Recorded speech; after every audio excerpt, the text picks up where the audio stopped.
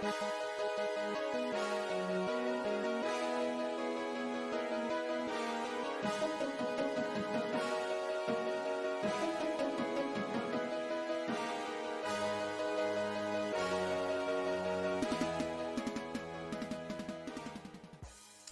in episode number 90 of the St0ner Sports Radio podcast, baby, live here with you on Twitch and otherwise. And we are joined today once again by friend and co-host Zach Huffman back at the Huffman Cave.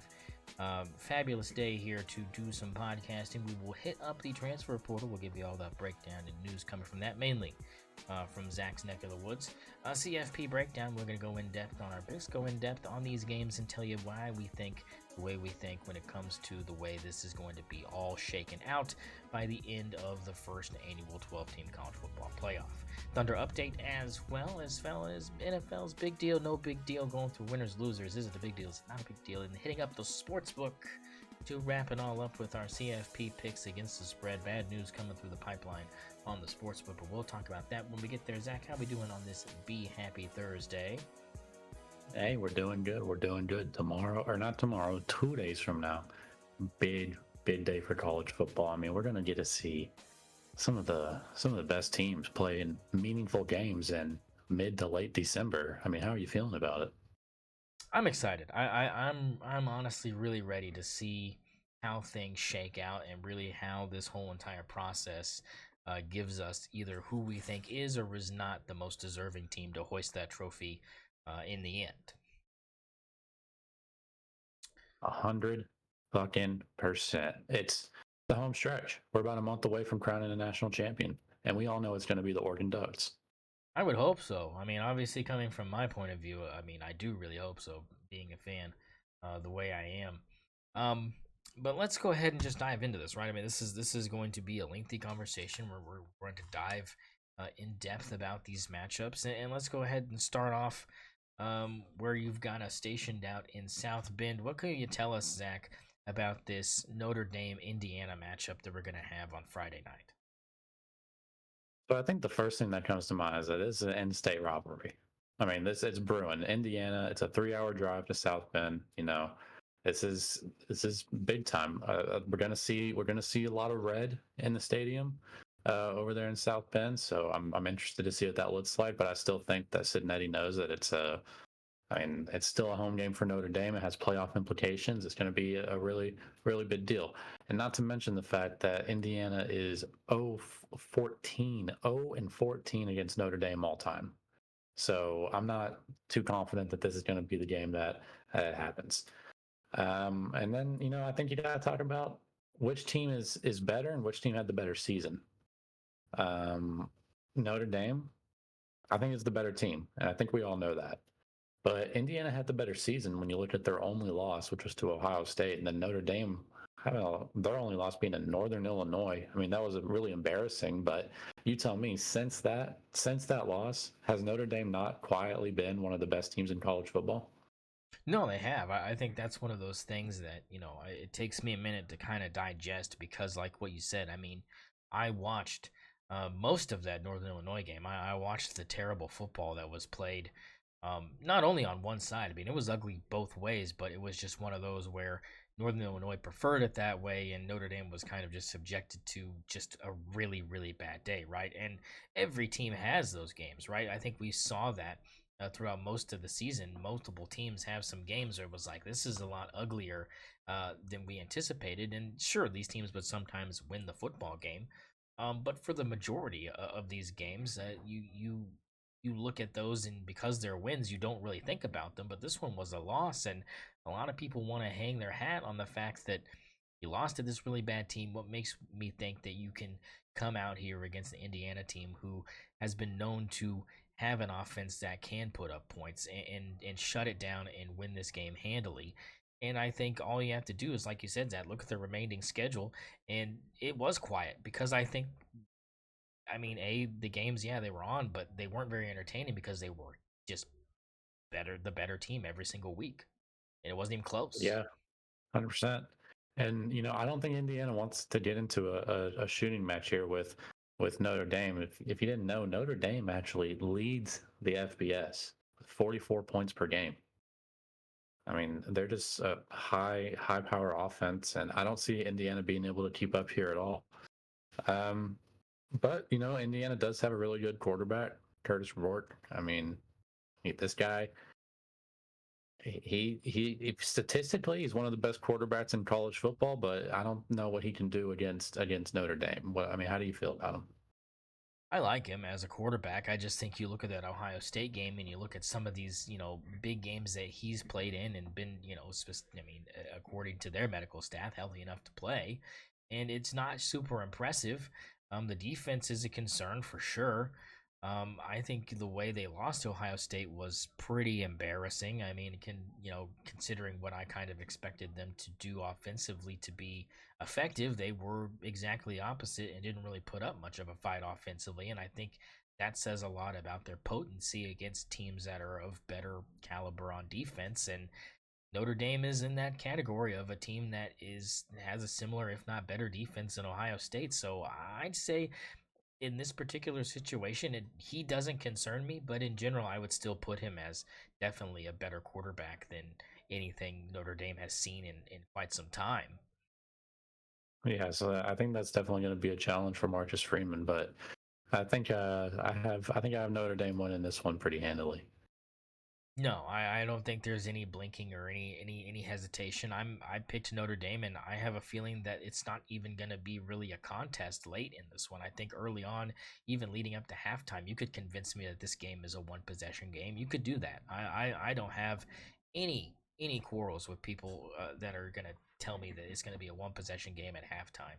And it doesn't even matter if it's Indiana leading at the half. I don't think. I just think that this team is better than them, and I think in the end it's going to be one of those games is in hand. I mean, this could be a 10-point game with Notre Dame going in to make it 17 late, and there's just nothing Indiana can do. That's kind of where I put this, is in the realm of, well, if Indiana gets a stop here, can score quickly, maybe get an onside kick, they can maybe win this thing. I think that's going to be kind of the situation, and instead it's going to go the other way, and Notre Dame tacks on that extra touchdown and really puts this thing away. Yeah, I think so too. I think that, honestly, I think Notre Dame's going to come out just swinging on offense, and Indiana's not going to be able to keep up. I think this thing's going to get blown open early. I don't think it's going to be close at halftime. I'm thinking 21-0 kind of start for Notre Dame here. I mean, I don't know. I think that might be a bit much. I think I don't know. Um, are we giving Notre Dame's offense too much credit here? Like, is the I don't think I so. mean, are they really explosive like that? Listen. Yeah, they're explosive. They have the most points per game. They have the least amount of third down plays of any offense, and they're getting the points. It's not like they're just not performing on offense, not getting a lot of possessions. They're getting the points. They're just not having to get to third down. They're completing long passes, getting long runs every time that they snap the ball. The NIU game was a fluke. It was an absolute fluke. It happens. I think this Notre Dame team, and my bracket reflects this. This Notre Dame team is going to be in the national championship. It's hard to argue with that. It really is. It's hard to argue with that for multiple reasons, but I think the biggest one is the fact that, like you said, the numbers don't necessarily lie. I do think that you look back at Notre Dame's schedule, and we talked about this last episode, and some of those wins are impressive, and some of them aren't. Right? I mean, obviously the Yeah. Texas A&M win is probably the best win they have on their schedule. Right? I mean, and at the time Yeah. we didn't know it was going to turn into that, but now it has. But can we really sit here and say that Texas A&M team is the same one that is currently walking the face of the earth? I don't really think we can say that because I don't even believe they were starting the current quarterback that they have right now. So I don't know if you can really say that it's exactly the kind of win that would make you be like, yeah, like that's the staple, because it is. I'm not saying it's not, but I'm saying, is it less impressive if Connor Weigman's a quarterback for that game than Reed? I don't know about that. Well, the thing about Notre Dame, I know they have pretty weak schedule, but they still have some notable wins. You're talking about A&M, you're talking about Louisville. That was a good win. It was a close win, but it was a good win. I think they've played some decent teams, and when you look at other teams that are in this playoff who hasn't played anyone necessarily good either. I like Notre Dame's chances based on the fact that they're blowing most of these games wide open as they should be. No, I'm not debating that they don't have the firepower or anything to do that, considering what we've seen against lesser teams. I'm not saying that. I'm saying against these big time teams, like you look at that USC game, right? Like they put up a lot of points, right? Like put up a lot of points. You gotta tack on 2 of those touchdowns for defensive. So take 2 of those touchdowns away technically. I mean, it was it was like they could play keep up, but is the defense going to be a problem? I think that's the thing that I got to ask myself is like I said, they have a similar defense to Ohio State. I said similar and possibly better. But like does something like that where USC is having that kind of success concern you as far as the amount of points that they put up even with the turnovers? Like I don't think Rourke is the kind of quarterback to turn it over, but I mean, I in that kind of is to the benefit uh, uh, of Indiana in this hypothetical, but it's like, does that worry you at all if you're a Notre Dame fan that your defense Not, gave up that, or is that just like, hey, that's Lincoln Riley's offense, like that it's hard to that's kind of exactly stop? what I was going to say. That's Lincoln Riley's offense. I mean, like he's as much as I hate him, he's an offensive guru, and he's going to be able to get points on pretty much any defense. So I don't have a problem with Notre Dame, giving up some points to USC with Lincoln Riley calling the plays. Okay, so I mean, like, yeah, okay, so that's out there. I mean, but do you think that Indiana's going to be able to score a lot on this defense due to some of these point totals you see other teams putting up against them? Or is this one of those things where, again, we saw Indiana putting these numbers up against far lesser opponents, and then when they get to the big boys, it's like, oh, it's been not good. Yeah, I think Notre Dame has one of the best pass rushes in college football. And this is going to throw the Indiana offense just way, way off. And they're not going to be able to get a run game going either because that D line is just stout. So Okay. no, I don't think Indiana's going to have success really at all. I really think Notre Dame's going to blow this thing wide open. I'll make bold predictions about it. Okay. I mean, no, I mean, me and you both have Notre Dame winning this game, so I don't think there's any debate on what we think the outcome is going to be. I think we just kind of disagree on how the game is going to develop. But in the end, this is a Notre Dame victory, whether it's handily Yeah. or by just putting them away late. I mean, I think it's still a W for the Golden Domers. Where are we headed next, Zach? Where what do we got lined up next for us in this next matchup we're talking about? I think we got to look at Ohio State, Tennessee. Ooh, that's a big one. I think the biggest one. I think everyone knows it. This is determining who gets to play Oregon, right? This is going to see if we're going to have Tennessee finally kind of win one of those big games that we've been waiting on them to win for so long. And then, can Ohio State get that rematch? And another reason I think this game is such a big deal, I think this could be Ryan Day's last game as a head coach for Ohio State. And I think that's going to happen if he loses. I think he will be fired if they lose this game. I 100% do. I think he will be fired. Let me tell you why. All right. I got receipts on this one. Ryan Day is 1-3 in the college football playoff. Do I even need to say what's happening with Michigan? I don't. I don't even need to say what's happening with Michigan. Against everyone else besides the college football playoff and teams that aren't Michigan, he is 64-3 as the head coach for Ohio State. And it's insane. It's insane. And you're saying my man's getting It's canned? insane. Getting It's canned? insane. But hear Getting me out. canned? Stay with me. Stay with me. Stay with me. Right? He will be fired if he loses, and the reason is Michigan. The reason is Michigan. He just keeps losing the games. He just keeps losing the games. The games he's supposed to win, he just keeps losing them. You lose to Michigan as much as he has, and then you go out there and you lose to Tennessee in a game that really, really means a lot and could be the first step to your Nets national championship. No way. No way. And let me tell you what does Ryan Day do well? The best play call, the best decision that Ryan Day has ever made is handing off the offense to Chip Kelly. I mean, his best quality is delegation. What does Ryan Day do well? He's definitely not a motivator, I'll tell you that much. I mean, I think you're kind of right here. I think he's just a manager, right? Like he's like a retail manager. He's just delegating work, and he's good at delegating it. And Chip Kelly decided he wanted to play smash mouth offense for 4 quarters like a dumbass and got cooked. I mean, like it's you.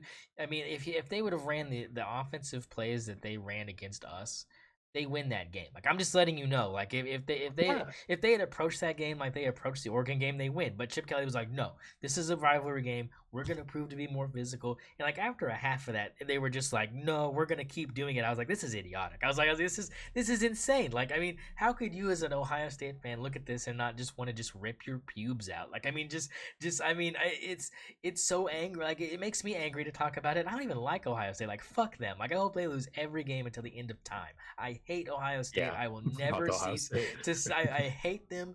I hate them so much. Those smug little bean assholes. Like I don't care if it's a nut. You're a bean. Like I don't give a fuck. Like I mean, it's just.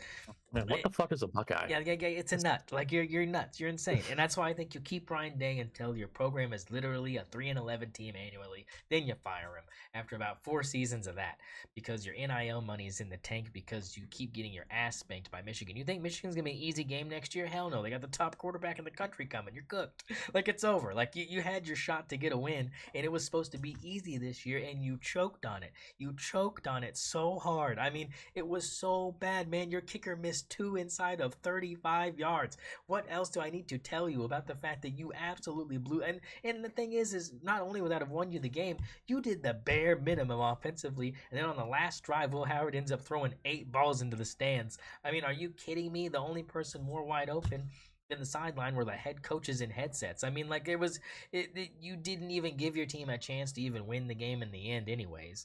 I mean, it was just embarrassing, and I think that, like again, like you said, like that's gonna be the legacy he leads if he doesn't turn this thing around. And when you have what you showed me, which was half the stadium looking like that thing's gonna be orange, it's over. Like it's done. Like I mean, it just to me, it's like They're that's gonna like checker it. like They're Tennessee's gonna winning checker this it. game. Tennessee's winning this game. Tennessee's winning this game. I don't think Tennessee's winning this game. I do not think Tennessee's winning this game, but I think it's going to be a really, really close one. I have Tennessee covering. I think Ohio State's going to win this.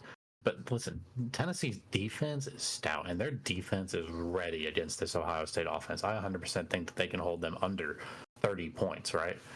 But I just don't think the Tennessee offense is going to be humming. Nico's been struggling. He struggles with the deep ball, and he struggles against good teams, and he struggles in heavy coverage. And Ohio State's defense is fast, and that's going to be a problem for him because they're going to be dropping 8 back, and that's going to, cause a lot of problems for Nico. He struggled all year with that. But listen, Tennessee pulled a stat here. Tennessee is 0-21 on the road versus top 10 opponents since 2007. And in those games, they average a 23-point loss. Ugh, that's gross. What better time to change the narrative than now? I mean, after 21 times, I mean, like you maybe this one's the one. I have a bracket where I have Ohio State finishing the job. Okay, I'm not gonna lie. I have a doomsday scenario where Ryan Day runs the table and we never have a conversation about his job security ever again. Okay, I do have that happening. I'm not gonna lie about it. I'm not proud about it, but it's out there. You know why? Because I also believe that they're the better team here. The problem I have is that team going to be ready? Can Ryan Day get this team emotionally ready for this game? Because the thing is if you can't get your team up, a group of seniors that has never beaten Michigan, and this is supposed to be the most dogshit Michigan team that's ever walked the face of the earth this year. Like their quarterback play, like me and you could play quarterback and look just as bad. Like I mean, there would be almost no visible differentiation other than the fact that I'm 5'8" and have no reason to be behind center ever. Like I mean, like the only thing you would be like, man, I think that dude is small, but everything else about it, you'd be like, oh yeah, I can throw a ball that bad. You want me to throw a pick at the goal? You want me to throw a pick? You want me to throw a pick? It's really easy to throw the defense. Yeah. It's really easy to throw the defense. Yeah. I mean, like it. I mean, you want me to Want me to just lob one up to the linebacker out there and just hope that he doesn't have a 40-inch vertical? You You want me you to, got you want me it. to bounce it and Yeah, just yeah. Well, you just you can get transferred out to a better team. I'll tell you that much if you play like yeah, you that. can. But the point I'm trying to make is you couldn't get your team up to win that game. Like you couldn't get them up to win that game. You just thought it was gonna be a walk in the park to the point where like you just told your guys like, yeah, go out there and do whatever. Like I mean, it's just I mean, if you can't get them up for that, how the hell am I supposed to be motivated enough to go play an SEC team that, like you said, has a defense that's ready for this Ohio State offense? And maybe, just maybe, Zach, that's enough to get them maybe a defensive touchdown and maybe be the difference in them winning and losing this football game. Because if, like you're saying, is right and they drop 8, I'm not afraid to say that Josh Heupel's been holding back from Nico using his legs as much as he possibly could.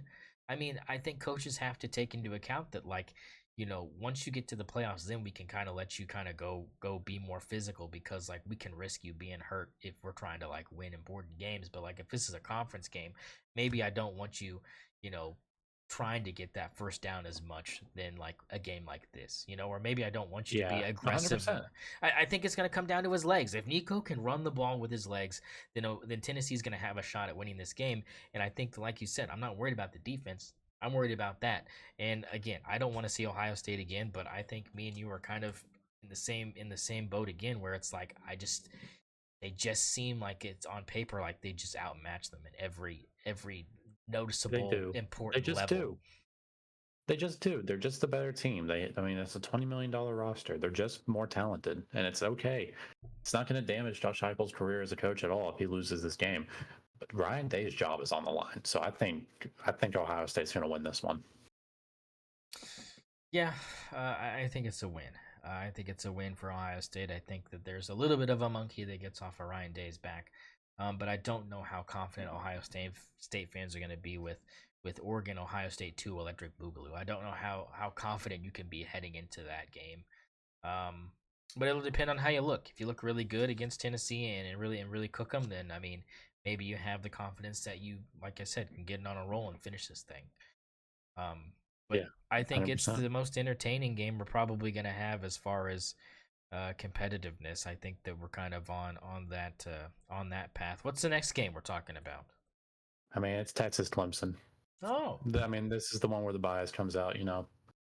We hate Texas. Fuck Texas. Fuck Texas. Yeah, fuck them. Like I got an OKC. Like fuck. Like fuck is this? Clemson by 1,000,000. All right. Let me be serious. Let me be serious here. I think this game is going to expose a lot of what's wrong with Texas, but realistically, I think Texas should win this game based on the fact that their D line is amazing, and Klubnik has struggled against good D lines. We saw it against South Carolina, right? Like he struggles when there's pressure really on him, especially at the D tackle position, and Texas just has that.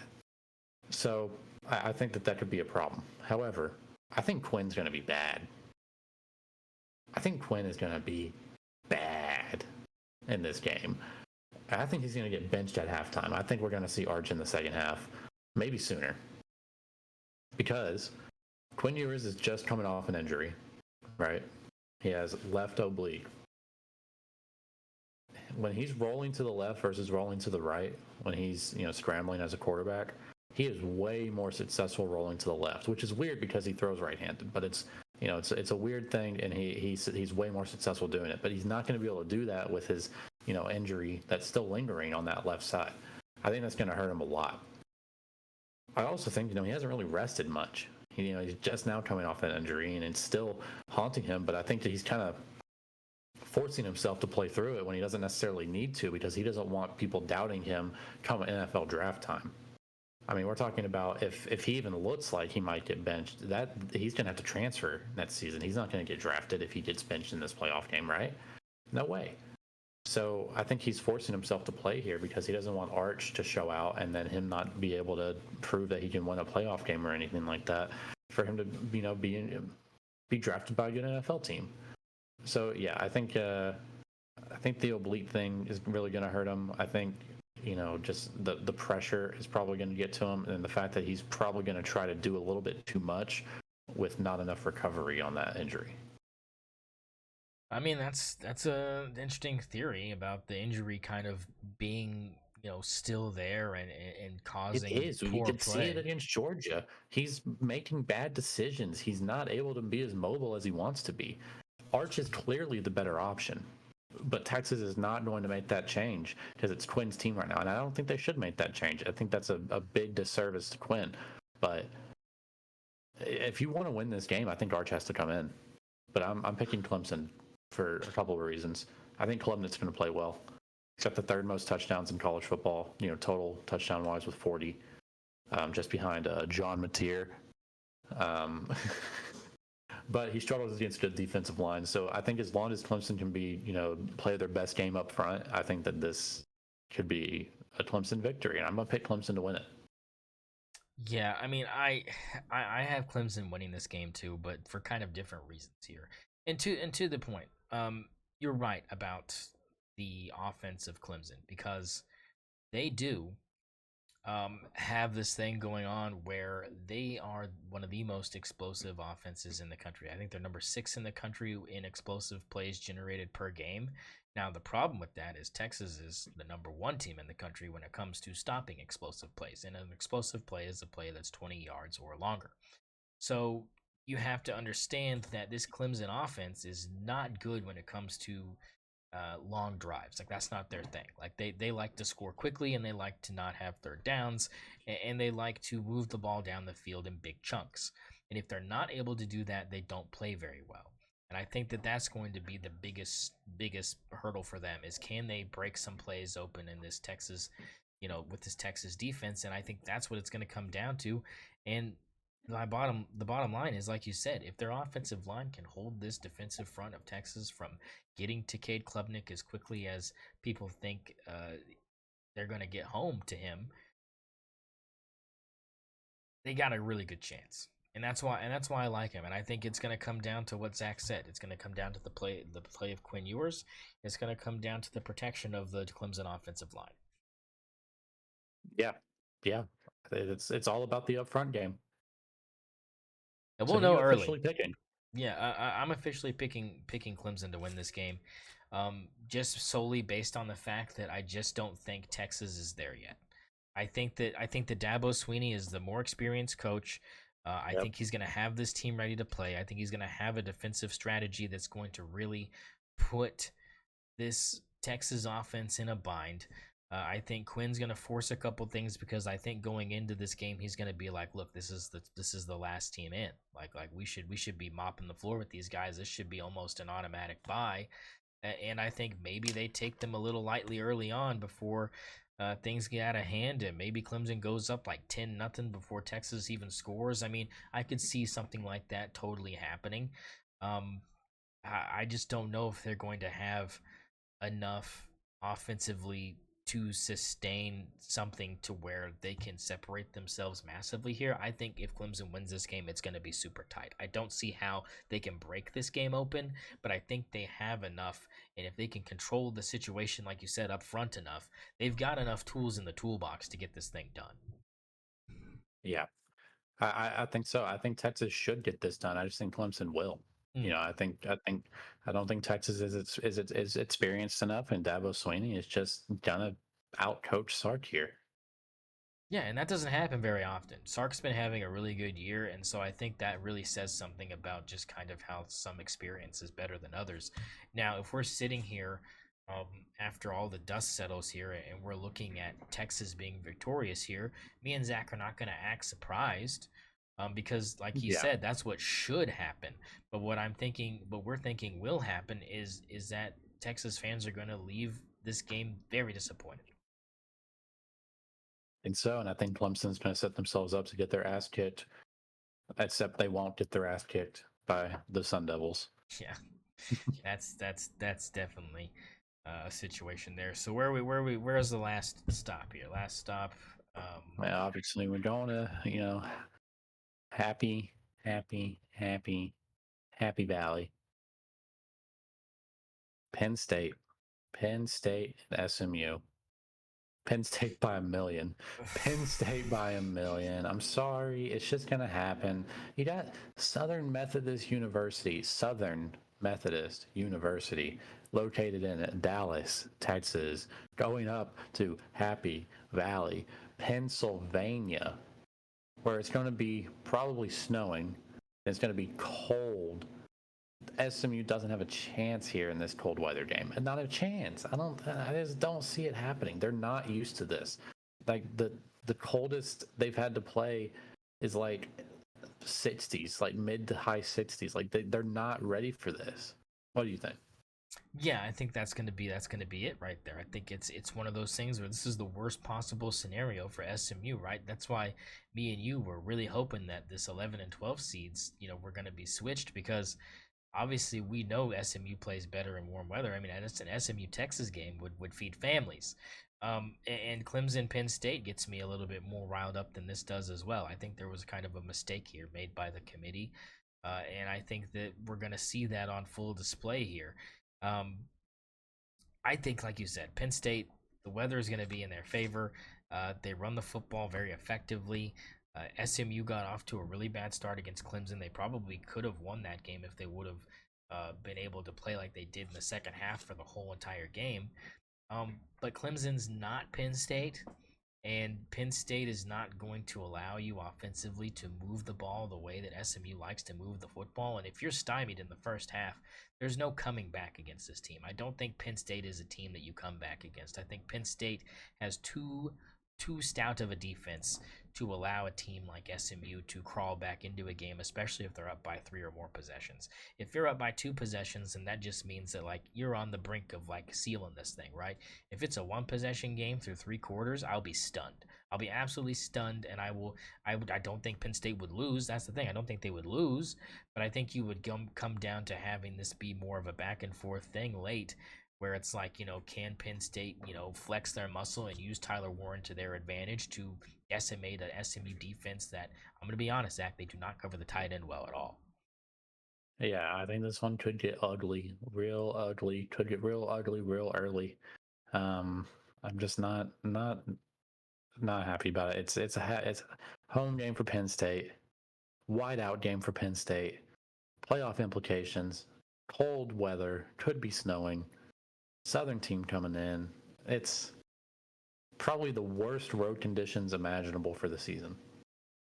Yeah, and I think it's going to be the detriment of SMU's season. It's been fun, boys, Good but fun. Good fun. but the road ends here Great season. in Happy Valley.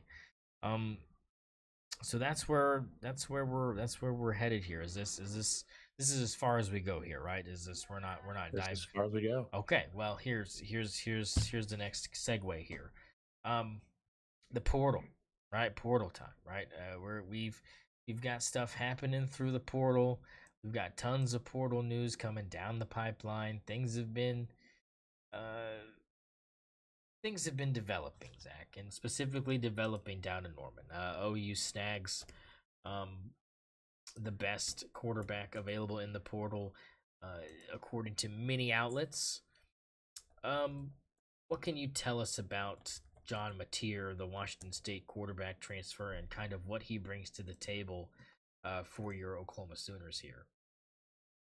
I don't know. Well, he is the only quarterback that he obviously coming from Washington State University, same place where our offensive coordinator hire Ben Arbuckle is from, as well as our new quarterback coach. And they ran a high flying offense over there at Washington State. Jean Mateer is the only quarterback in FBS to throw for 3,000 yards and rush for 800 yards. Not to mention the fact that he had 44 total touchdowns, which I believe was second to only Cam Ward in total touchdowns. This man can throw and he can run and he can do both extremely well. And I'm extremely happy about this, pickup portal wise, not only because of how good John Mateer is as a quarterback and the fact that I think he can really lead us, to a better offense than what we've been experiencing, but he's attracting a lot of guys through the portal as well with this new, incoming transfer. I think we're going to see some big wide receiver names come into Norman. I think we might even see a little Branch brother might make his way over to Norman for, John Mateer to be able to throw him the ball. So I'm pretty excited about what he brings, and I think that he's probably our best portal pickup in a long time. Yeah, I mean this is huge for you guys right now. On three .com has you ranked as the 66th overall team in the portal right now as far as portal evaluation. Of course, Texas Tech leading the way right now, head and shoulders above anybody else in their statistical rankings of the transfer portal. But when we look at OU, you lose Andrew Anthony to Duke, you lose JJ Hester to Kentucky. You lose Josh Bates to SMU. You lose Makari Vickers to Colorado. Um, you lose And over you. 20 guys go out. Yeah, I mean Eugene Brooks to UCLA, Nick Anderson to LSU, Caleb Hicks to OSU, Oklahoma State, I should say. Connie Walker to Arkansas, Jackson Arnold to Auburn.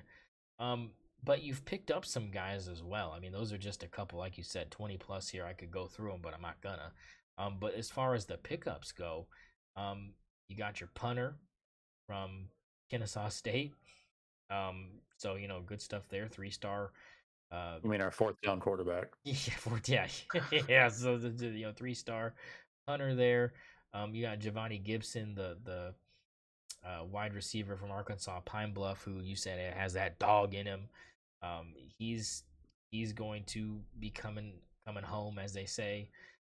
Cortez Lewis, another wide receiver from Southern Illinois, the Saluki, another breed to now upgraded to a 4-star guy coming in to catch the football from John Mateer. Derek Simmons, offensive tackle from Western Carolina, another guy that a lot of teams had their hands on to try to snag him. OU comes away with him. Um, but not really a lot of other notables coming into Norman via the portal. But that's not necessarily a bad thing, is it, Zach? That just means more of your guys are staying with you, right?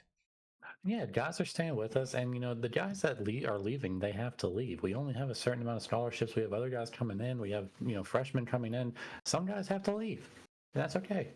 So I think people are freaking out a little bit about how many people are leaving Oklahoma right now in terms of the transfer portal. I know it's some big names. I know that we're missing, some of these guys at the wide receiver position, but look at who we're keeping. I mean, when we got Gibson out there, we got Gibson out there with Burt. Like Burt's is back. It's going to be a great season still from the wide receiver position, especially with John Mateer throwing the ball. Not to mention the fact that Jaden Gibson is staying.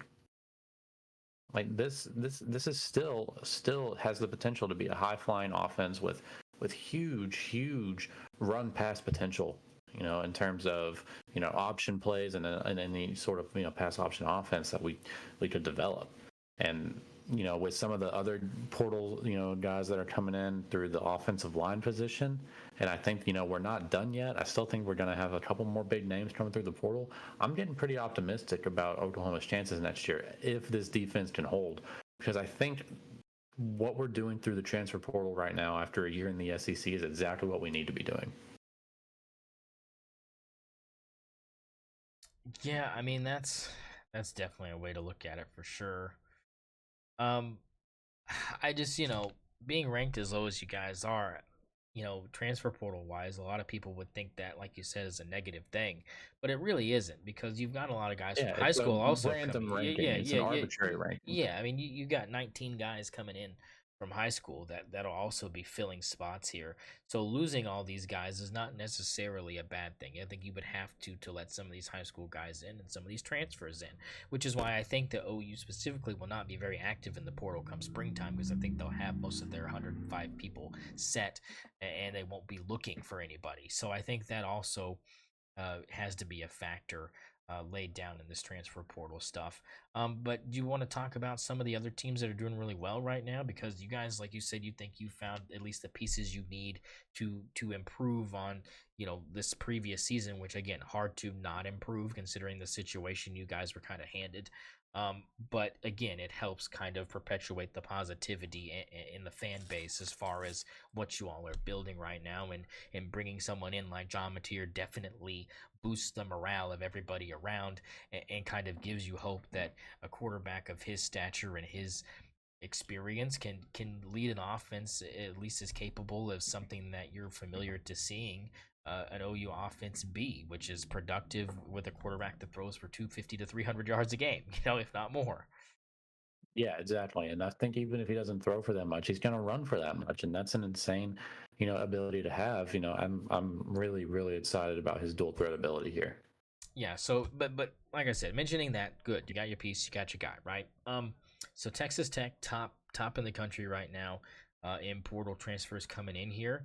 Their NIL adjusted value has gone up $3 million, considering what kind of money is supposedly flowing through this shithole of a town that is Lubbock, Texas. I don't know. I All don't. Yeah, money, like oil it's just money. yeah, like It's out west. It's yeah, oil money in Texas out west. yeah. So I mean, it's coming in and flowing in buckets of black gold for Texas Tech. Um, some of the biggest notables for the Red Raiders here um, is Quentin Joyner, running back from Southern Cal. That's a big get for them. Um, Mitch Griffiths, the quarterback from Wake Forest. I think that was a big get for them as well. I think he's a decent quarterback, at least somebody that can quarterback a team like this for sure. Um, but they've got other guys from big name programs that have come in and said they want to be a Red Raider. You got some UCF guys in here. You had another edge rusher from Georgia Tech commit to the Red Raiders, but they're doing pretty well. But other teams, Zach, that are doing well. Ole Miss is doing really well. They got Oklahoma State's top wide receiver coming into Oxford. My Oregon Ducks are number 3 in the portal right now. We're doing some good things there. Um, Michigan, Kansas. They've got 11 transfers coming in. So they're looking to kind of still remain relevant in the Big 12. Of course, Auburn doing very well due to their acquisitions from from OU and other schools. Rutgers, Vandy, and Missouri are also doing pretty well, with Houston rounding out the top 10 here. Zach, are you surprised at any of these teams? Um, and do you think that any of these teams will improve to a significant level where we're going to be talking about them at the end of the year? Or is this one of those things where necessarily being great in the portal not equaling having a great season? Yeah, I'm not sure. I mean, I think the obvious, team to look at would be OU in terms of improvement on the record itself. Um, fixing offensive issues. If these transfer portal additions work out, then yeah, I think OU could win a lot more games than won this season. I think you would agree with that. I don't think that that's necessarily a biased take, because they're going out there and they're getting some pieces that they were missing. The only other team I could see this working out for is Texas Tech, though. I don't think anyone else is making some significant portal additions besides maybe LSU, with them getting Nussmeier a couple more weapons. Nick Anderson is a huge get, so I'm excited for them. Yeah, they're number 17 in the rankings, so they're in a good spot as well. But like I said, the teams mentioned on here that would kind of be in the discussion of what we're talking about. I'm looking specifically at teams like Rutgers, Vandy, and Houston. Teams that necessarily didn't have fantastic seasons. You can throw Missouri in there. Um, but all those teams, except for Rutgers, are losing more guys than they're gaining. So let's put that in kind of perspective there. Um, a lot of these teams that are high on the list are also losing a lot more people than they're gaining. It's not like that's uncommon. It's more actually the norm that you're losing more people than you're actually bringing in with some of these big name schools. Look at Kentucky, for instance. They have 22 guys leaving. They only brought in 8, but yet they're number 15 in the transfer portal. You know what I'm saying? It's the Yeah, quality of people that you're bringing in and the quality of people that you're losing in these specific rankings on 3 that are going to dictate where you are on this list. And that's why you have teams like Kansas that I think we both agreed before the season started was going to be a really good team, ended up at the end of the season looking like a really good team. Maybe they can continue something even without their quarterback. You look at Rutgers, and they were, early on doing really, really well. Looked like they were going to be kind of one of the upper half of the Big Ten kind of teams that were not going to win it, but give you a decent football game, and that didn't end up really working out for them. Vandy, of course, had their big win against Alabama. That was kind of their big game of the year. They didn't really do a whole lot after that. Missouri, we saw how they kind of declined throughout the year, and Houston just was awful as hell. I mean, so I don't know what we expect from those four teams. What do you think this transfer portal rankings mean for those four specific programs? I mean, I don't think anything necessarily specifically. I mean, if you're talking about like Vandy, nothing. I think obviously the only thing that I think affects Vandy so much is this new court decision allowing Diego to stay another year. But um, no, I don't think any of those teams are going to have meaningful changes. Yeah, I mean, I think that's what I think. This is why stuff like this kind of gives people a false indication of how impactful the portal is, right? Because I don't Yeah. anticipate like you talk about teams like Ole Miss, Oregon, Michigan, and and teams like that, like those three teams specifically here listed in the top 10, those transfers might actually impact those teams, right? Because of the quality of players you're bringing in and the quality of players you're losing, considering what your name brand brings in annually on the high school recruiting circuit. Um, to have Texas Tech at the top of this list, everybody's going to think this means something. I'm going to let you know right now, this means nothing. Texas Tech is not going to compete for a Big 12 title. They are not going to compete for a playoff spot. And yes, they're bringing in 15 guys that are better than 11 guys they had leave. Whoop-de freaking do. Your quarterback's above average now. Congratulations. I don't even know if he's even going to freaking start. Let's be honest about that. I just don't see how it's going to equate to us talking about Texas Tech at the end of the year. You agree with that, right? Yeah, I think so. Yeah. So I But mean, I could see them having these large amount of portal additions just having something to do with the outcome of the season. yeah. I mean, I just I just don't see them being good enough to do anything significant. And I know that people are like, oh, they're killing it, and they are. Like they have good guys coming in. They have 9 4-star high school evaluated guys coming in. They've got 6 3-stars, and yes, they lost 10 3-stars off of their roster and 1 4-star. But again, in net index score, that puts them 22 points above the number 2 ranked team, which is Ole Miss, who is losing 11 3-stars and no 4-stars, but only bringing in 7 4-stars and 5 3-stars. So, and it just, it's just, I just don't know if it matters at the end of the day. You just have to fill holes you need, and I think, like you said, OU is going to be a prime example of if that process was handled correctly. Yeah, I agree. I agree with that. Thunder update. Thunder update. Kind of give us a lowdown, Zach. Thunder lose the NBA Cup to Milwaukee. They can't finish the job. Whoa, what are you talking about? That game doesn't count. It You doesn't can't find me count. those stats. You But can't find me those stats on the NBA. That what game are you talking about? That game never happened. The Thunder are currently on a 5-game win streak, about to make it 6.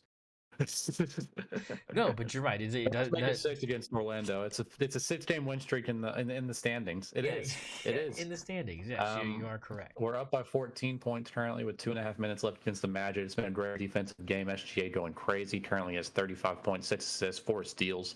I mean, this guy is just going absolutely bananas. So he's still in the game, up 12 points, but there's 2 minutes left, and it's a modern NBA. That's 4 shots in today's NBA. So I'm not mad at it. Maybe he can get his 40 ball going. He missed a midi there, but the Thunder. We lost to the Bucks. We always lose to the Bucks. I don't know if I'm too upset about it. I liked our performance in the Cup. The players still got $200,000 each. I mean, Giannis has always been a matchup problem for us. I think if Chet was here and healthy, we probably could have won that game. But with it just being kind of J-Dub, Lou, and with Brooke Lopez keeping Hartenstein busy, that was kind of a tough matchup for the Thunder. We don't play well against the Bucks, so I wasn't too surprised by that one. The win against the Mavericks, the win against the Rockets, those are big ones. I think that's really good that we were able to beat the Mavericks and hold Luka to such terrible stats in that quarterfinal round. I mean, he had 2 points going into the second half. I mean, the fact that we were able to do that defensively says a lot about how this defense fares historically. Not to mention the fact that we're just one of the best defenses I think in NBA history, flat out. So yeah, I'm really happy with the Thunder right now. 20-5. They're about to be 21-5. As long as they can hold on to this 9-point lead with 90 seconds left here in this game against Orlando. So yeah, I mean we're feeling good. We're the embarrassing loss to Milwaukee. It stunned. It was on national TV. Everybody was watching. But I think anyone that really seriously knows this Thunder team knows that that's not what they normally play like, and that was the worst game they've played all season. So I'm still, I'm all aboard the OKC train. That game was extra, and as far as I'm concerned, so let's keep the win streak alive. Yeah, no, I think you hit the nail right on the head. I mean, none of the stats, anything on that count towards any season totals or anything on NBA.com. Any stats or anything are not recorded for that NBA Cup final game. And I do agree with you. I think if Chet was on the floor, I think this is a completely different outcome and a different game. And I think that it just adds another element that I just can't wait to see take shape with this team. And it can't happen soon enough. I'm very excited to see how it pans out with those two on the floor together. Do you think that Milwaukee has what it takes to see you guys in the finals at all? Is that are they going to see us there? Like, I mean, is that something that you can see coming to fruition here, or is this another? I never doubt Giannis. Giannis can go on a playoff run anytime. I'll never doubt Giannis. Okay, I mean, I think it'll be Boston. It'll be Boston. Let's be honest. It'll be Boston. Yeah, I mean that's what I'm expecting. I just I mean it's and that matchup obviously does not give the same kind of problems as Milwaukee does. So that'll be good for us if we can get there. I'm glad where the team is at. I think they're playing good enough to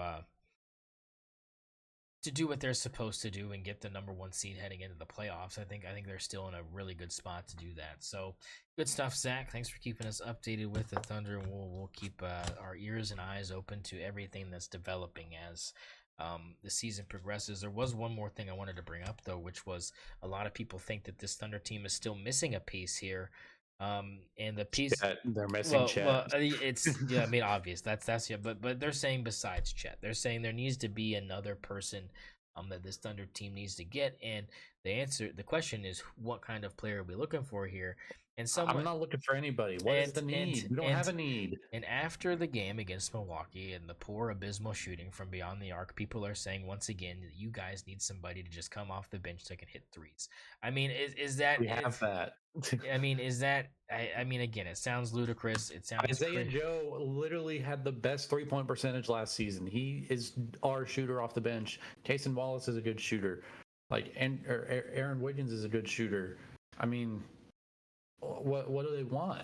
What do they want? We have every piece that people are looking for. Just because we had a bad shooting night, we had one bad shooting night. One. Like, these people are not watching every Thunder game. They're watching the ones that are on national TV. And if you know anything about how the NBA markets, small markets like OKC, that's not a lot of games. So, yeah, anyone that actually watches this team should not be surprised at all with the fact that we had a bad night shooting. It was bound to happen. Like, we're one of the best teams in the league. We shoot extremely well most of the time. So yeah, I'm not surprised that we started out with a first half going 1 of 17. That's what shot variance is. You make a lot of shots, then you're gonna have a terrible game. It'll eventually happen. What are their threes looking like right now? Can we see how we're doing from beyond the arc currently? I can pull up. We just won the game. Okay. So yeah, pull up the box. I want to see if it's good. I'll pull up the stats here. Yeah. So 3-point percentage, we ended up shooting 32% as a team, okay. Which not terrible as a team, right? What was it? 32%. Yeah, but I know, but like, what was the numbers? Like, how many did we take? Like, what was that? What was the? Oh, so let me look here. It's looking like. Sorry, I can't see the whole thing. Maybe I can do mental math. I can pull it up. I can pull it up. I got it pulled. Looks like. Looked like we were. Here we go. Pulling it up. Box score here 105.99 your final. Here we go. 10 of 31. There you go. 10 of 31. Yeah. So I mean, that's, and again, we led the league last year with 3-point per shooting with like 35%, I think. But the thing is we weren't taking 31 either. We were taking a lot less than we are. So this Wallace, 1 of 2, Aaron Williams, 2 of 3, Caruso, 3 of 7. Like Lou Dort going 0 of 4 is surprising. It happens. He's streaky. He had 2 points tonight. Let's not, he was terrible tonight. Yeah, he was still a +8. I don't know if that's terrible. I mean, he's hard for him to play bad, but he's a +8 still on the plus minus. Looks like Cason Wallace was the worst at minus. Nope, it was Isaiah Joe -12. Yeah. But no, I mean 10 of 31 is a lot better than last time, so I can't really say a lot about that. But anyways, I just wanted to touch on that. And the thing is the funny part is it did come from somebody that watches every Thunder game, so I thought that was kind of funny. I think he was just trying to kind of fish for a conversation starter, but it's an obvious overreaction to what happened in that Milwaukee game. It is. It's a big overreaction. Oh. I think everyone that actually watches that, like I said, everyone that watches the Thunder knows that that's not even close. That was by far their worst game of the entire season. Well, you know what time it is. It's time for a big deal, no big deal. Start that music. Start it. Start that music. NFL Films music in the background for you, for your listening pleasure, as we give you scores from around the league from Week 15, baby. Let's start off with the game last Thursday. We were live for this stinker, or we were live the game after this stinker. I think we talked about the Rams beating the 49ers 12-6, so we'll skip over that one. Cardinals get the win over the Patriots, Zach, 30-17. Big deal, no big deal. No big deal. Although the Cardinals are just keeping their hopes alive, and I think that's good. But other than that, not a big deal for me. Packers get the win over the Seahawks, 30-13. Geno Smith hurts his knee in this game. I don't believe he returned after that either. But the Packers take care of business. Big deal, no big deal. I think this is not too much of a big deal, but big deal for Jordan Love. None of his receivers really showed out, I think, necessarily in this game, and he still ended up with 20-27, 229 yards, 2 touchdowns. Josh Jacobs, 26 carries, 94 yards, 1 touchdown. I mean, this is a great game for Jordan Love, and I like that, he was able to get the team to 10-4 here. Yeah, big time stuff there. Chiefs get the win over the Browns, Zach, 21-7. Big deal, no big deal. Not really a big deal. Obviously, Patrick Mahomes leaves with a little injury, but he's back as per usual. He's going to go down with a late season injury, and he's going to get his redemption arc when he wins the Super Bowl. So there you go. Bengals get the win over the Titans, Zach, 37-27. Joe Burrow sets a franchise record in his for more touchdowns thrown, with 3 more added on there to become the leader for the Bengals in touchdown passes thrown thus far in his career. Big deal, no big deal. Yeah, I mean, obviously big deal for him career-wise, leading the franchise already in touchdown passes, kind of catching up to some of his other, peers like Patrick Mahomes when it comes to leading their franchises already in those kind of stats. So, good for him there. But other than that, yeah, not a big deal. I mean, the Titans are trash. Commanders get the win over the Saints, Zach, and this one got close late. Spencer Rattler a chance to win it in the 2-point. Yeah. And the 2-point conversion is no good, though. What a throw there on that touchdown, though, yeah, right? Touchdown what a throw. Was beautiful. The Saints look like they might be rolling with him over Hayner for the remainder. They are. So Spencer Rattler time in New Orleans, but big deal, no big deal. I mean, big deal, I think, for Spencer Rattler, right? Like, he kind of proved that he can go in and win a game late. He drove down that field. He threw a nice touchdown. It's not necessarily his fault that 2-point couldn't go through. So I think this is huge for Spencer Rattler. I'm glad that he's getting the chance to start. Yeah, but bad news, it's looking like Alvin Kamara is going to be out for the season. So I don't know if he's going to have too many weapons available to him. But, hey, if the chance is the chance. Yeah, I mean, you'll take that chance anytime you get it.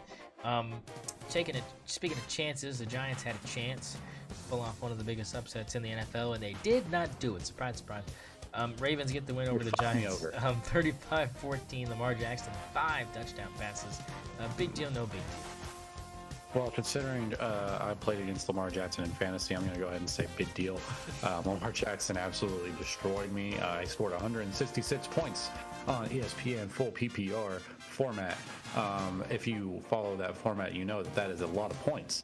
And in most weeks, I would have won. In fact, if I had played anybody except the person I played, I would have won. Because the person I played scored 195 points. A lot of that had to do with the fact that Lamar Jackson had 49 of those points. He had 5 touchdowns. This guy also had like Brian Thomas Jr. His mom, Ross St. Brown. Like, this was a nasty team. He just had a great week. But Lamar Jackson absolutely killed me. But God, gotta love it because this dude just had an amazing week. 21 of 25 passing, 290 yards, 290, and 5 touchdowns. I mean, does it get better than that? It's hard to. The only thing that could make it better is maybe throwing for a few more yards. I mean, just to get over that 300 mark, you know. But I think anybody who's anybody would take the stat line every week. You could do that every week. You're Hall of Famer in no time. Oh yeah.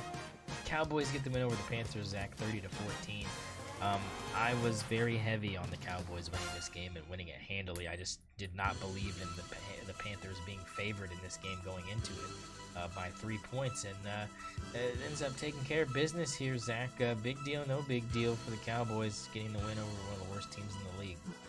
Man, that's not a big deal. I mean, Cooper Rush did what he could against a terrible defense, so I don't like to think about this game too much. I mean, it just wasn't. It sucks that we were even in a position to not be favored against them. Yeah, sad state of affairs, but got the job done by 16 points. I think that's a big time dub for you. Speaking of big time dub, the Jets looking like the vintage Jets. As far as Aaron Rodgers is concerned, along with Devontae Adams, they combined for 198 of Aaron Rodgers passing total yards going to Devontae Adams. They get the win late, a late touchdown to get the win over the Jags, led by the one and only Mac Jones, baby. 32-25, surviving Mac Jones on the road. Big deal, no big deal for the Jets, because I'm going big deal, unbiased opinion. Yeah, big deal. It's a big deal. I think Aaron Rodgers and Devontae Adams showcase that they can still do what they used to do. Now, I don't think it helps that it was against Jacksonville. But, you know, some of those Devontae Adams catches, and not to mention the fact that every single one of his yards and catches was second half stats. I mean, this guy's the real deal. He's still the real deal. Aaron Rodgers just still plays the ball when he has chemistry with a receiver like that. So, yeah, big deal. I think this is going to have a lot. This game in particular is going to weigh heavy on the Jets, you know, this offseason when they kind of determine what they're going to do moving forward at the quarterback position and if Aaron Rodgers is going to remain there. Yeah, I kind of agree with you there. I had a lot of fun watching this game. Late in this game, when they were losing still and they had a chance to take the lead and had to punt, I was looking at myself and I had a parlay going. I needed the Jets to come through. I had the Jets money line. I'm like, you can't lose to Mac Jones. Like, I mean, it's just one of those things. Like you cannot lose to Mac Jones if you're Aaron Rodgers. Like, he's not going to let this happen. And thankfully, he didn't let it happen. But for a long time in this game, it looked like the Jaguars had the Jets on a stranglehold. So big time stuff. They're fighting through that. And I agree with you. I think it's going to make that offseason decision just a little bit more tough. Moving on, Zach, the Texans get the win over the Dolphins. Big deal, no big deal. 20-12. Houston over Miami. Yeah, I don't think this is necessarily a big deal. I think it showcased Houston's resilience and their ability to, stay in the game even. Even when it looked like, the Dolphins might be able to come back there for a second. But, I think Nico Collins showcased why he's still really good. I have him in fantasy. He did good, but, 2 touchdown catches. I think, the Texans defense played really well. Derek Stingley played really well. So I think that this is a pretty good win for the Texans here. Yeah, needed to win this game for sure. And speaking of being a second half team here, Broncos get the win over the Colts, Zach, 31-13. When I say that to you, you might be thinking to yourself, wow, this game was probably not close ever. And if I told you, well, until the fourth quarter, the Broncos were losing 13-10, you would have been like, oh, really? And there was a lot of things that went into this, Zach, right? You had the Jonathan Taylor fumble right before he crosses the goal line. He drops the football, and you have a touchback there for the Colts. Then you have the Nick Bonito pick six on the double pass play that should have never been ran with Nick Bonito, playing the way he's playing. Defensive Player of the Year, Nick Bonito. Yeah, big deal, no big deal here. Big deal. I mean, when you look at the fact that Nick Bonito should win Defensive Player of the Year on that game alone. But I think this is a big deal. I think that the Broncos show why, if they decide that they can turn it on for a second, they can still be a really dangerous team. They're second in the AFC West. Like, I don't have any issue with people saying that the Broncos, could possibly be a team that we look at in the playoffs as being dangerous. It's becoming more and more of a reality here, and they lead the Chargers right now 21-13 at the half. So possibly seeking out their 10th victory this season, which would be a lot more than a lot of people thought coming into the year, even with the additions that they made. It's an Oregon versus Oregon and Auburn and whoever else. Yeah. It's one of those games where I wish I didn't have to pick a side in, but I do think Bo Nix is the better quarterback right now. I don't know how much of that is really the fault of Justin Herbert, but I think that's just kind of the case. Because I don't think that, and I was talking about this a while ago to a couple other people, but I really don't think that Bo Nix is in a similar situation that Justin Herbert was in when he got into the league, because I think the Chargers were like, look, man, like, you got to score like on like 80% of your possessions or we're going to lose games because our defense stinks. And for Bo Nix, it's like, we just need you to, like, put up like 21, 24 points. Our defense is pretty good. Like, they're not asking him to do a lot. And I think that's making his adjustment into the league look a little bit smoother. And I think also because he came into the league as an older player, I think that also helps you as far as acclimating to these, the speed changes and how balls need to come out quicker. Because if you look at the first half of the season for Bo Nix, it didn't look great. It wasn't putting up a lot of good numbers. It wasn't looking great. And you talk about this Colts game, and he threw 4 interceptions. I mean, it looked like awful as fuck, and you still end up getting the win because your defense is full of studs. And that's the thing, that's the difference between the situation Justin Herbert put himself in when he went to LA opposed to the situation Bo Nix is in with Denver. Is Herbert never had a really good defense to back him up, and his offensive weapons were not like next level. That you didn't really have anybody like a Cortland Sutton or even a Jerry Jeudy, like, not that Bo Nix has that opportunity because he plays for Cleveland, but I'm saying, like, he was there, prior to that, and you had, other players there that making plays, but now you look at players like Marvin Mims returning punts and being electric. I mean, we thought he would be a weapon sooner than this. We thought he'd be helping out Russell Wilson a lot more than he ended up being able to help him as a rookie, because Russell Wilson ended up stinking for some reason. And you look at players like Nick Bonito developing the way he's developed. These are things that just didn't happen for Justin Herbert. And like, you look at Kenneth Murray, for example, like really good linebacker from OU that went there, and now he plays somewhere else. I can't forget where he plays now. But Kenneth Murray, Chargers. Yeah. Well, not anymore. Bears now. Yeah, but yeah, something like that. I saw him playing the other day, but it wasn't. But like, it didn't. It didn't have the same development as what we're seeing out of some of these other guys. So I was just throwing that out there. I don't know how you feel about that, though. Yeah, I mean, I can agree with that. Like, I don't necessarily agree that Justin Herbert wasn't like. I mean, he wasn't like super old, but he was still decently old. I mean, like, how old is he? Like 27?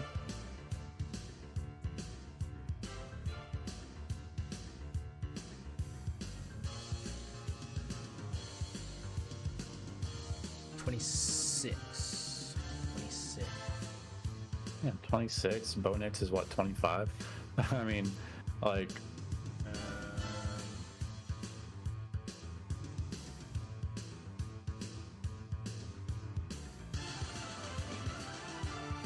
Oh God, I thought he was older than that.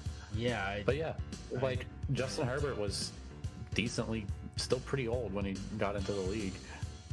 Which is what, he was 22?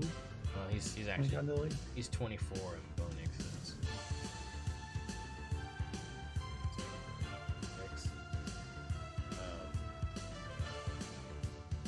We're talking about a 24-year-old rookie compared to 21-year-old rookie.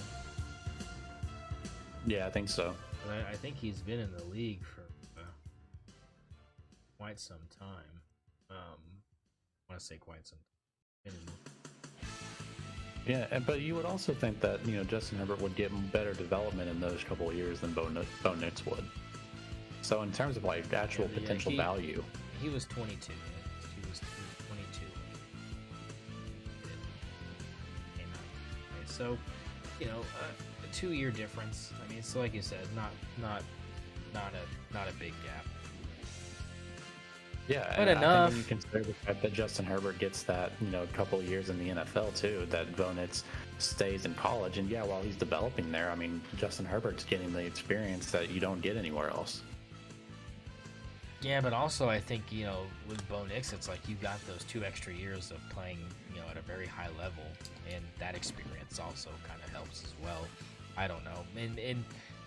But either way, I think it's an interesting thing to talk about. We'll see how it pans out as time goes on. But right now, I think Bo Nix is playing a little bit better than Justin Herbert. All right, so that leads us to the Bills-Lions game. 90 combined points in this game, Zach. 48-42. Bills get the win on the road.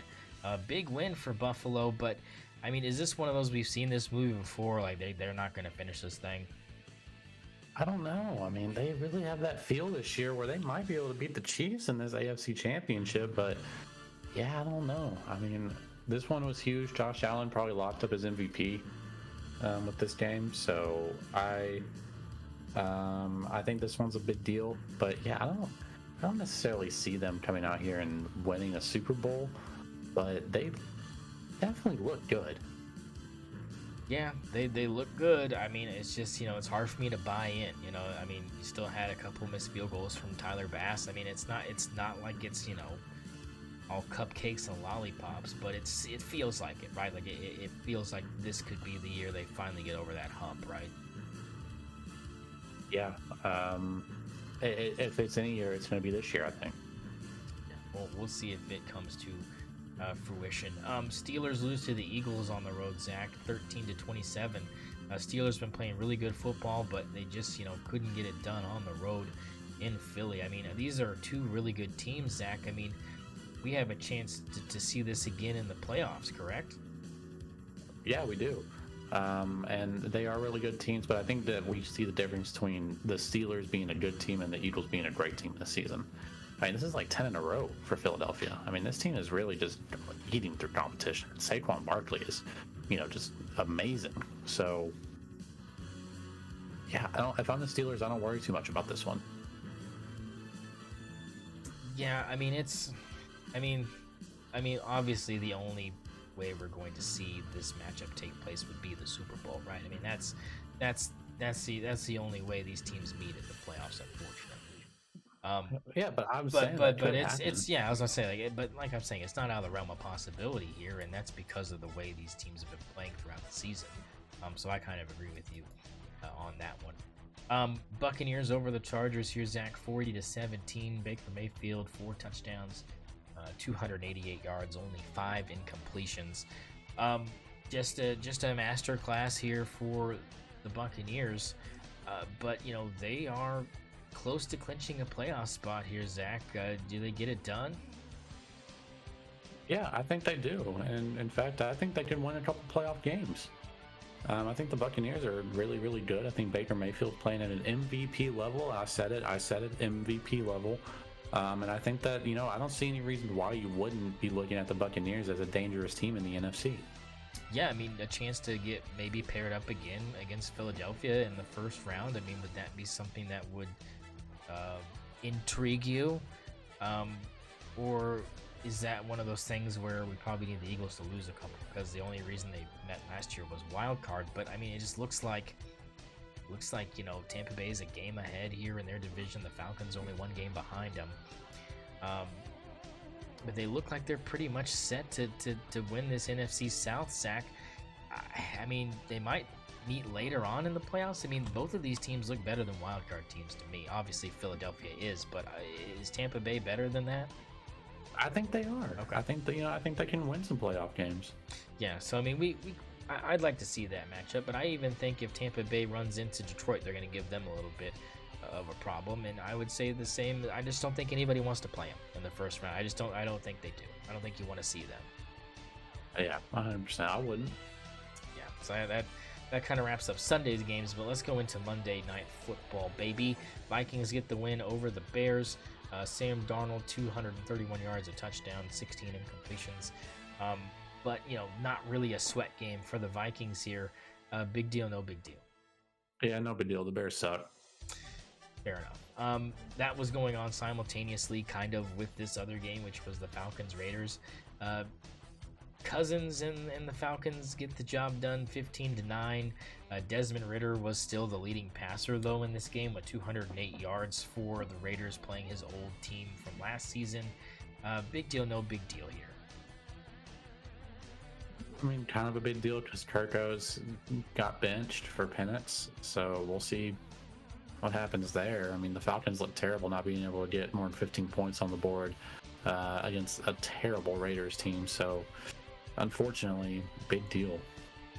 Yeah, I agree. Because of the benching, it becomes a big deal. Now, the other thing to note here is the benching comes at a time where the next 2 out of these 3 games for the Falcons are very winnable for Michael Penix. You got the Giants on here and the Panthers on here. Now, you have the Commanders sandwiched in between those 2. That's probably a loss no matter who's playing a quarterback for Atlanta. I'm not going to lie. I just think that's how good Washington's playing this season. But those are the last 3 games they've got. So if they win 2 out of their last 3, they got a good chance of sneaking into the playoffs and maybe as a wild card team.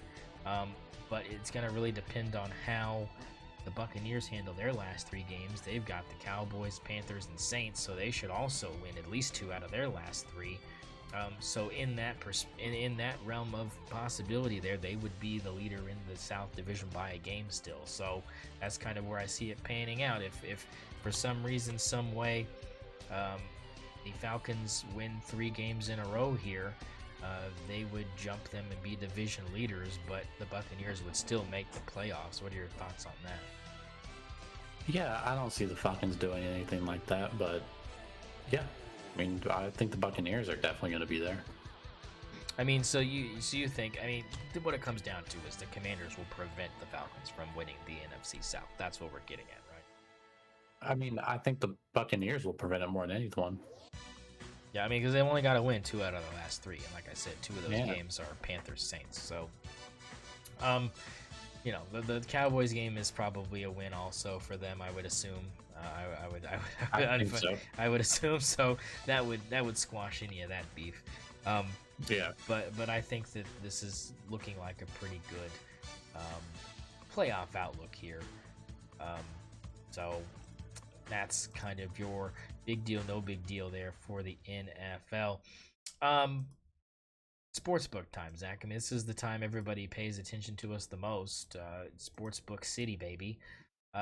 Let's just get into it, right? Both of us lose our bets over the weekend because we suck monkey balls.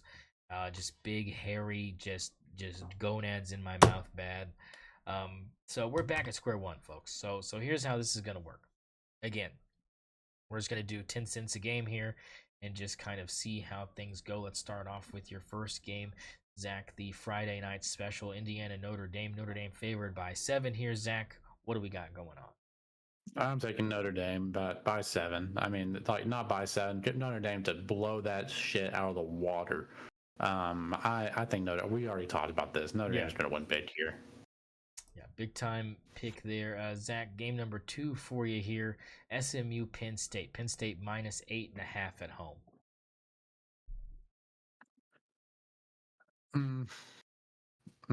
Over under 54 points here. Obviously, I'm going Penn State minus 8.5. They're killing this shit. They're going to beat the fuck out of Indiana. Big time. Not Indiana. I'm sorry. Not Indiana. SMU. Yeah, there you go. third game for you, Zach. Texas minus 12 against Clemson. Over under here 51.5. Give me motherfucking Clemson to cover that shit. Clemson plus the 12. All right, I like that. I like that. Tennessee, Ohio State. Ohio State minus 7.5 at home against the Tennessee Volunteers. Over under 46. I'm going to take Tennessee to cover. Tennessee plus the 7.5 for Zach, and that will do it for those 4-pick parlay. 40 cents total will give you $5 in return if that one hits. So big time stuff there from Zach through this one. So here's mine, and my picks are going to be a little bit more bold here. I'm just going money line here. I'm also going to start off with Notre Dame covering the 7 here. I think Notre Dame minus the 7, easy one here. So I'll take the spread on that one. I will take Penn State minus the 8.5 as well. So we're starting off pretty similar here with the first 2 picks. So this is where it gets different. I'm taking Clemson money line at plus 390 over the Texas Longhorns. And I will also take the Tennessee money line with that over the Ohio State Buckeyes for a grand total of 40 cents, turning into $23.43. So a plus 5,758 4-pick parlay. So if you want to win some money, Notre Dame, Penn State to cover, Clemson, Tennessee money line. There's your magic. There's your magic right there, baby. 40 cents to win you $23. Just do the math. $40. I mean, you're living the high life with $2,300 if you put down a cool 40 on that one. And I mean, $4 wins you $234. So I mean, if you don't want to throw $5 on there, I don't know what you're doing. Listen to me and win some money, right? I mean, and Zach's technically got the same thing, only he's got the spreads. So I mean, both of us, if you want to kind of see where things are going, we know where we're leaning. And just for all of you curious heads out there that want to know what it would be like to just go ahead and pick hometown favorite money lines down the board here, I'll let you know what that is. If you think that this thing just goes absolutely chalk, it's not great for you, right? If you were to put 40 cents on nothing but money line favorites, you're winning $1.15. So I mean, it's boring. It's boring. Don't be that guy. Take some risk. Listen to us, take some chances, and I promise you this week will be different. Maybe we both hit, because that's the thing. Me and Zach could both be right this time. We're picking the same outcomes. I'm just taking more risk here, baby. He's taking them to cover. I'm taking them to win outright. So I mean, we got some similarities here. Zach obviously thinks that things will kind of shake out differently when it comes to Ohio State, Tennessee here, but he thinks it's going to be nip and tuck, and I can appreciate that. Yes. Of course. So Zach, anything you wanna say as we get out of here on this fantastic Thursday evening? I mean, you just gotta get ready for these Saturday games. They're gonna be big. Yep, it's gonna be big time stuff. I'm ready for it. I know everybody else is ready for it. Big time weekend coming up for us for sure. Before we leave, Zach, I just want to let you know what the NFL playoff picture is currently looking. Because we have tools at our disposal here. And as this loads in for me, Jesus. The playoff picture shaping up to be particularly interesting. Right now, as it stands, your 1 seed is the Chiefs on one side, Lions on the other. The 2 seeds are the Bills on the AFC side, Eagles on the NFC side. 3 seeds, Steelers, and 5 seed Vikings. They have all clinched. Texans are also in here. Matchups, we'll get them soon enough because we've got 7 spots available for the playoffs, but that's just kind of where we're at. Just to kind of give you a little bit of a picture there, folks, as we head into the weekend here. Anything to add to that? No, I don't think so. I mean, you see, obviously, the teams that have already been eliminated are the teams that deserve to be eliminated. So yeah, nothing really to add here is special. I mean, we know which teams are going to be shaking out at the end of this. Yeah, I'm excited to see how that all pans out. Ladies and gentlemen, for episode number 90, baby, we're here. Thank you for joining us. It's been a fantastic time. I appreciate y'all for being here. And good night, Ken.